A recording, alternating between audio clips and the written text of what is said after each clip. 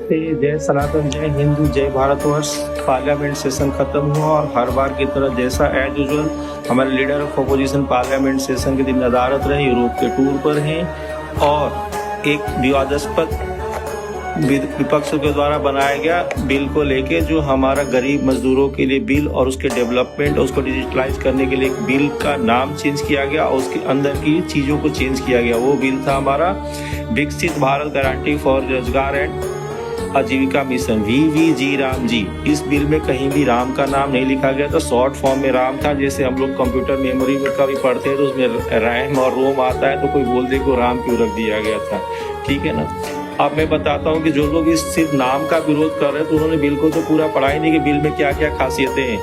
2005 में जब UPA 1 की गवर्नमेंट थी तो वो एक बिल लाई है, बहुत ही अच्छा बिल था। रियली मैं भी उस बिल को बहुत अच्छा मिलता हूँ क्योंकि उसमें लेबर्स की, जो हमारी मजदूर क्लास है, उसको गारंटी मिलती है, जॉब की गारंटी मिलती है, 100 डेज की गारंटी मिलती थी, जो इस नए बिल में 125 दिन की वो गारंटी में कन्वर्ट हो गई है। तो 2005 में जो बिल आता है, the national rural employment guarantee act, NREGA के नाम से, और जब उस पार्टी का जनाधार खत्म होने लगता है, जब वो जानते हैं कि बस कुछ नया करने के लिए नहीं होता है, सेम बिल को कुछ भी बिना चेंज किए उस बिल का नाम चेंज कर देती है और वो नाम रखती है 2009 में Mahatma Gandhi national rural employment guarantee, MNREGA. मतलब नरेगा से मनरेगा हो गया और मनरेगा से VVG राम जी हो गया। अब समस्या क्या है कि आप सिर्फ नाम का विरोध कर रहे हैं, काम का विरोध नहीं करेंगे, क्या चेंज आ रहा है। तो जब नाम में कुछ नहीं रखा है तो फिर आपने नरेगा से मनरेगा क्यों किया, ये सबसे सोचने वाली बात है। इसके बहुत सारी खूबियां हैं, मतलब डिटेल में जाएंगे तो बहुत ही समय लगेगा। वर्क डे जो पहले मनरेगा में 100 था, 125 डे हो गया, 240 पर डे पर फिक्स हो गया हमारा। अब जो मेन बात है कि जो इतना बवाल होता है नाम चेंज करने पर, जब हमारा इलाहाबाद प्रयागराज बना था तो नाम चेंज कर, लेकिन उस टाइम किसी ने विरोध नहीं किया था।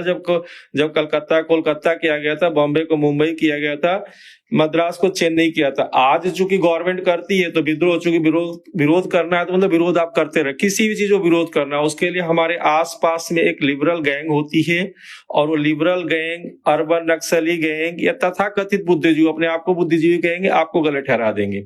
अब एक तो हमारे देश के महापुरुष ने पूरा गाना ही चेंज कर दिया, जिसकी वजह से हम आज तक भुगत रहे कि हमारे बांग्लादेश में एक हिंदू को जला के मार दिया गया। उसने यही बात बोला था कि ईश्वर एक है और कोई बात नहीं है। और क्यों बोला था, इस गीत से आपको समझ में आ जाएगा। वो गीत क्या है, रघुपति राघव राजा राम, पति तपावन सीता राम, ईश्वर अल्लाह तेरे नाम, राम रहीम करीम समान, हम सब है उसकी संतान। ये गीत हम तो गाते हैं, हम सनातनी हिंदू तो एक्सेप्ट कर लिए, लेकिन क्या दूसरों ने एक्सेप्ट किया? क्या दूसरों ने तो एक्सेप्ट नहीं किया ना, जिसका परिणाम हुआ कि दीपू दास जिंदा जला दिया गया बांग्लादेश में। इस गीत को आचार्य लक्ष्मणाचार्य जी, पंडित लक्ष्मणाचार्य जी ने क्या लिखा था, रघुपति राघव राजा राम, पति तपावन सीताराम, सुंदर विग्रह शालिग्राम, गंगा तुलसी शालिग्राम, भद्र वरिष्ठ सीताराम, भगत जन प्रिय सीताराम। मतलब गीत को ही बदल दिया गया। इस गीत का ही बदलने का परिणाम है कि हम तो गाने लगे लेकिन दूसरे नहीं गाए, और नहीं गाने की वजह से दीपू ने यही सिर्फ बोला था कि ईश्वर एक है, जिसकी वजह से उसको जिंदा जला के ईसा निंदा के थ्रू तहत उसे जिंदा जला के मार दिया गया। तो हमें सोचना होगा कि हमारा जो रील हमने जो गीत गाया पहले वो था, और रियल हमारा पंडित लक्ष्मणाचार्य जी ने गाया था। जय हिंद, जय भारत।